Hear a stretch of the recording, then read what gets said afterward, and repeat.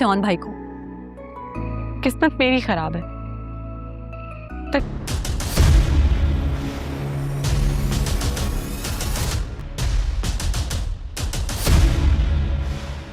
जहाँ बताओ कि फैक्ट्री किसको बेची है और डॉक्यूमेंट्स कहाँ हैं?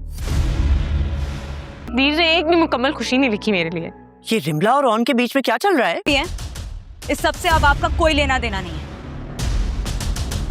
रिमला और ऑन के बीच में कुछ गहरा ही चल रहा है। शर्म आनी चाहिए। कौन सा सालों लग जाएंगे इनको पेशियां भुगतते हुए। तुम्हारी हिम्मत कैसे हुई मेरे बाप के सामने हाथ उठाने की? डोमेस्टिक वायलेंस का लॉ बहुत सख्त है। मुझे सिर्फ अपने खानदान की रेपुटेशन का ख्याल। आप भी गुंजाइश निकालें।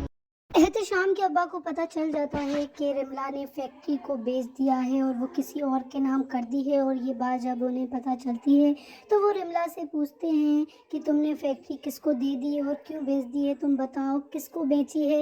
रिमला उनसे कहती हैं कि फैक्ट्री मेरी थी, मैंने उसे बेच दिया है और अब आपसे इसका कोई ताल्लुक़ नहीं होना चाहिए। तभी एहतशाम उनका हाथ पकड़कर मोड़ देते हैं और उनसे कहते हैं तुम्हारी हिम्मत कैसी हुई बाबा के सामने हाथ ऊपर करने की। और रिमला के हाथ में लग जाती है और वो सीधे पुलिस स्टेशन चली जाती हैं उनके ऊपर केस करने के लिए कि इन्होंने मुझे मारा है। और पुलिस भी कहती है ये वायलेंस का केस है, को लंबे टाइम के लिए अंदर जाना हुआ। वहीं आयला भी परेशान है उनकी वजह से, क्योंकि उन्होंने ऑन और रिमला को साथ में देख लिया था और अब वो यही सोच रही हैं कि शायद ऑन और रिमला के बीच कुछ ना कुछ चल रहा है और शायद उनकी किस्मत ही ख़राब है।